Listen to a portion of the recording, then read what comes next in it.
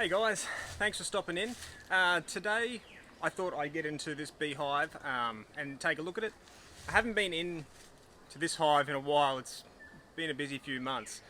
So I suspect that they're full of honey, and one key is at night time, the entire face of the hive is covered in bees. So that tells me when all the foragers are back that it's getting too hot in the hive and they're coming out to the front to cool it down. And if they're doing that, that means that this is probably chockers full of honey. So we're going to get in, take a look, and harvest some honey if we can.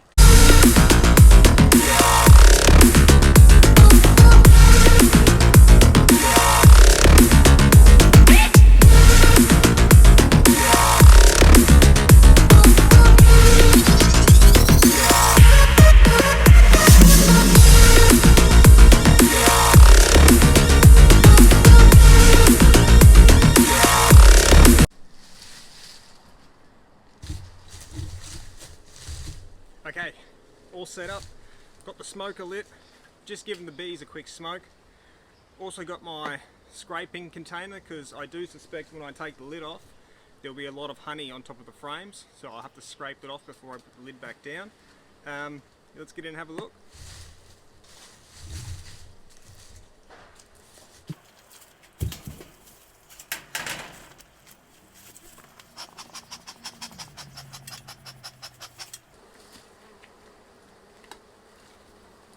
So I can feel some resistance, so I know that there's honey in the lid and it's stuck to the frames underneath.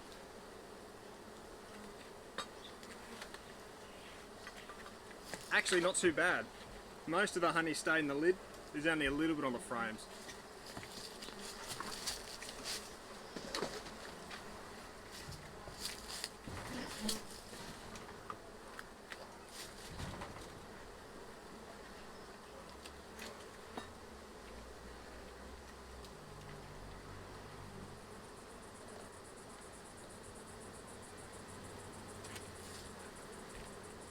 As I suspected,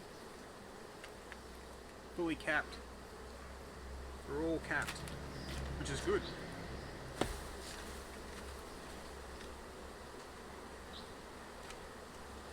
So I run 8 frame boxes. I run a full depth honey super and an ideal honey super. So if these are all capped, I'm probably going to take 4 full depths and 4 ideals. We always go on the belief that you should take less honey, but do it more often. The problem is if I took all 8 frames, it might stress the hive out a little bit. And I'd rather have happy, healthy bees than more honey.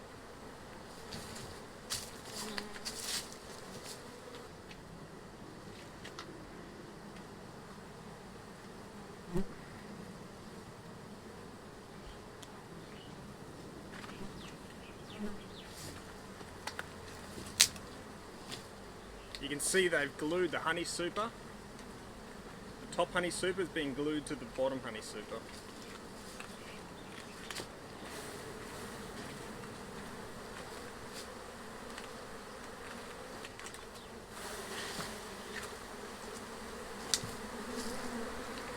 So you're able to see that it's all nicely capped.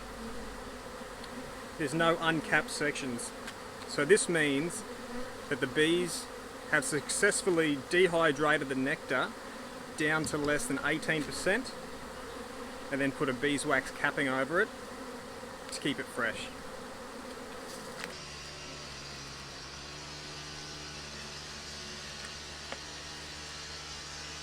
Hopefully you can hear me. The neighbour's decided to whippersnip his garden, so apologies for the noise.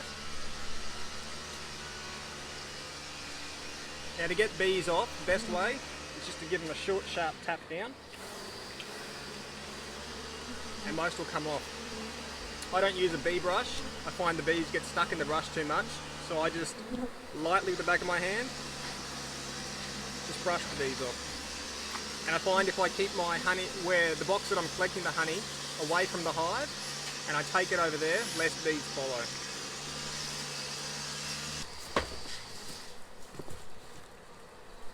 Okie dokie, that's 4 large that I've taken out. I'm going to take this honey super off and look in the ideal.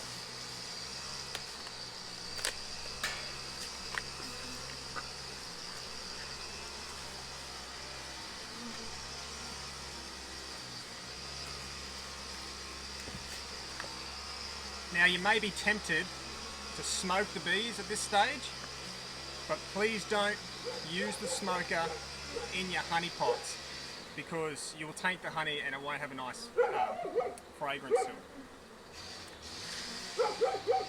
I can see that most of these ideals are capped, so we'll get one out and have a look.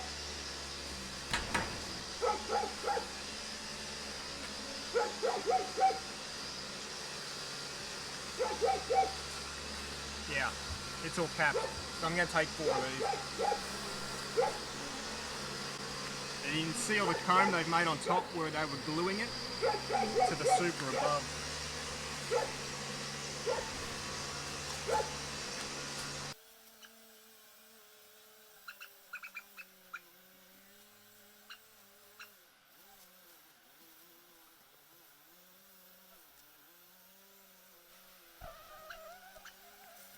Once again, you can see it's all beautifully capped.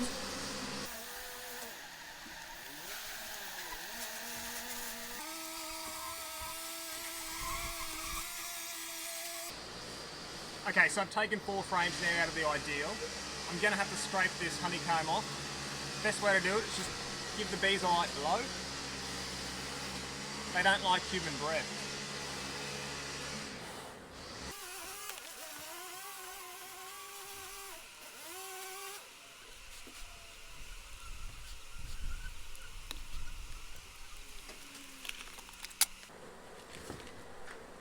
Alright, so I've harvested as much honey as I can.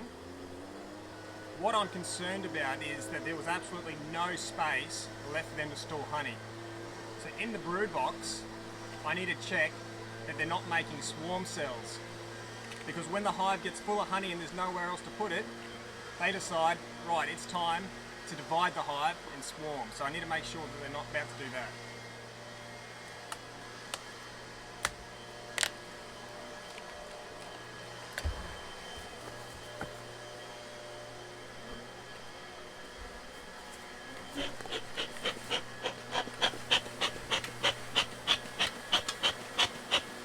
So now I can smoke the brood box.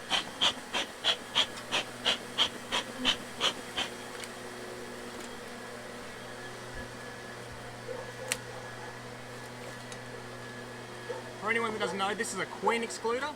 It allows the worker bees to pass through, but the queen can't make it through these little slats to get into the honey super, so she can't lay eggs up there. Alrighty, let's have a look.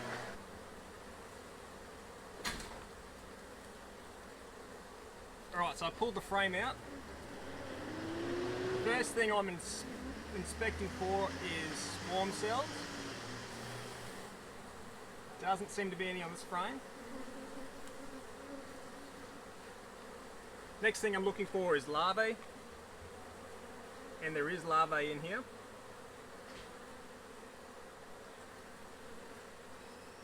I'm also looking for eggs. Now, if you have eggs in your hive, that means the queen's been present in the last 3 days. If you can't find any eggs in your brood, it means your queen has been gone for more than 3 days.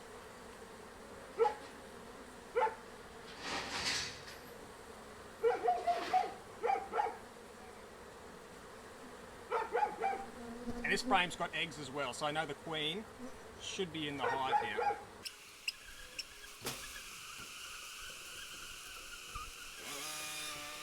Now whenever you pull the end frame out, always have a look that the queen's not on the side wall. I found that at least half the time she's, not on the frames but actually on the side wall. I can't see her there.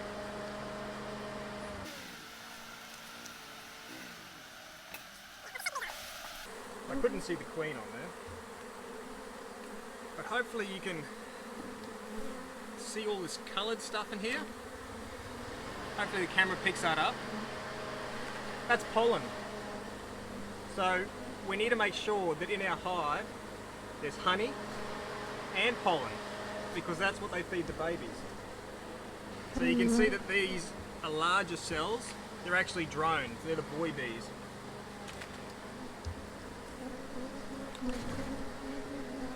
Now, this frame's got no brood except for some drones. The wax is looking pretty dark. What I'm going to do is I'm going to take this, making sure the queen's not on it, and put it up into the honey super so they can fill it with honey, and then I can get it out of the hive. The faster you rotate through your brood frames, the cleaner the wax will be and the healthier the hive.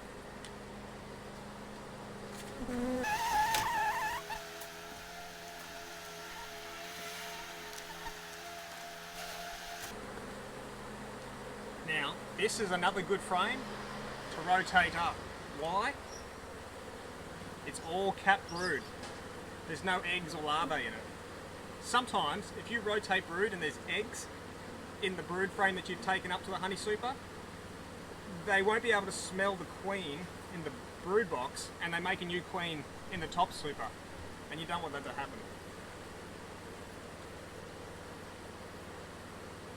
Yeah, no eggs, all capped. I'll take that up.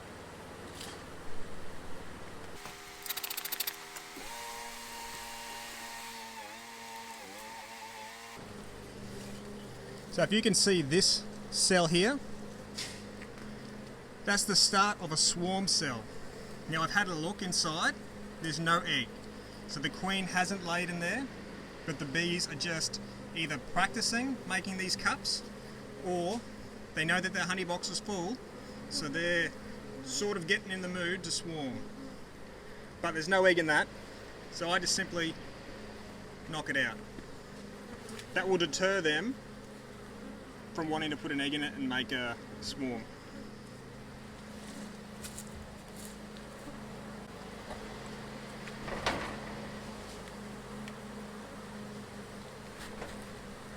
Now what happens if there's already an egg in a swarm cell and the hive's decided they're going to swarm? What can you do? Well, you can just go through and knock the swarm cells out, but that's not going to guarantee that they're not going to still swarm. They already might have it in their minds that they are going to go off. The other thing you could do is make a nuke. But this time, if you made a nuke and there were swarm cells in your hive, you would find the original queen and move her out. That way, the hive thinks they've swarmed, there's queen cells to make a new queen, and you've got now a split as well. If you made a split by taking out the queen cells and putting them into a nuke box, the risk is they've already decided they're going to swarm, so they may make another queen and swarm anyway.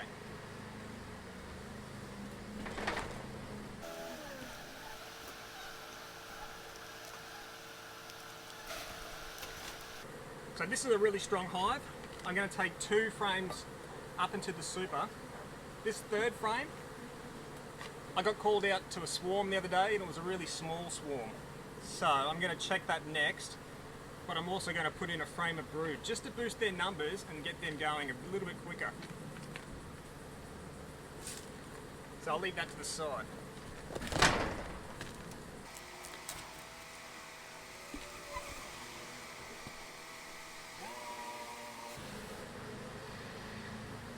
So if there's somewhere that you need to see that you just can't because there's bees on it and you don't want to shake the frame, just give it a little blow and the bees will move away.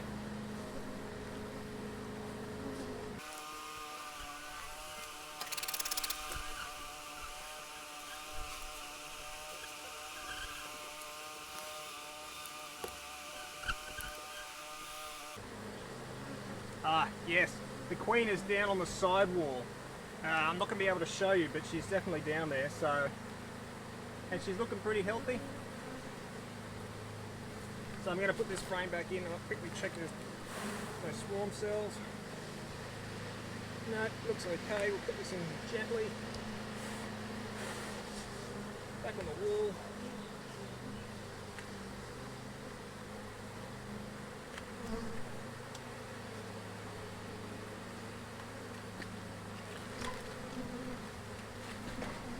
So I've taken 3 frames out of here. I'm going to put in 3 blank frames with wax foundation.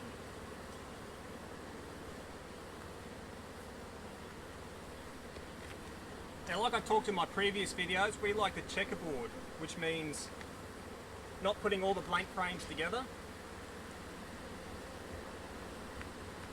but moving them in between.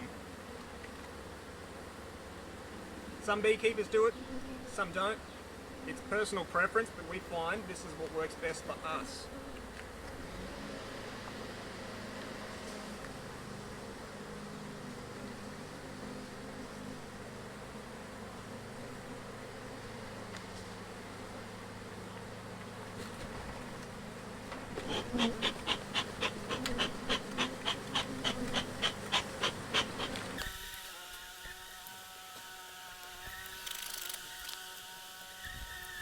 That's our brood inspection done.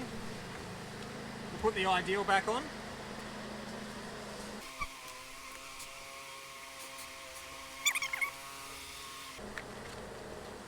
Now again, I'm going to checkerboard the replacement frames.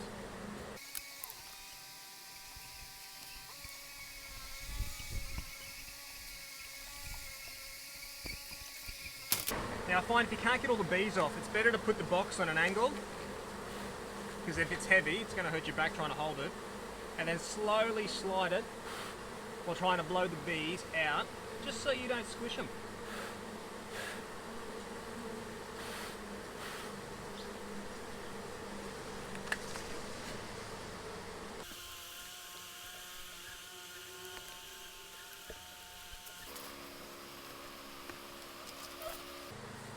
Last thing to go on is the lid.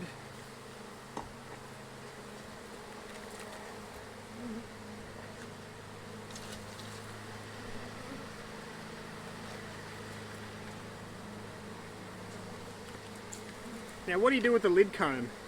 You can leave it in. It's the middle of summer here in Brisbane. I could take it out.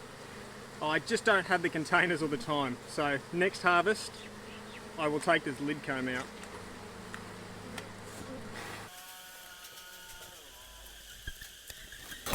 Alright, so there we've gone through harvesting honey and inspecting the brood. Now, she was completely full. And I knew that because every night the bees were out the front. So we took 4 sheets of honey from the top, super, 4 from the middle. We don't like to take too much honey. Better to do smaller regular harvests than big ones once a go. We rotated some brood. So we found 2 sheets of nice brood that we put up into the honey super, and we put blank wax down there so they can draw it out, and there's fresh wax in the brood box, which makes for a healthier hive. Now we're very lucky that they didn't swarm or weren't thinking about swarming, and that comes down to genetics. This hive is really good. She hasn't swarmed before. If I knew I had a hive with genetics that had the swarming traits, I would have already lost them. They would have decided there's not enough honey in here, and they would have pissed off somewhere else. But luckily that didn't happen. So that's it. I hope you learned something today. Like and subscribe to our page. And any comments would be great. Thanks.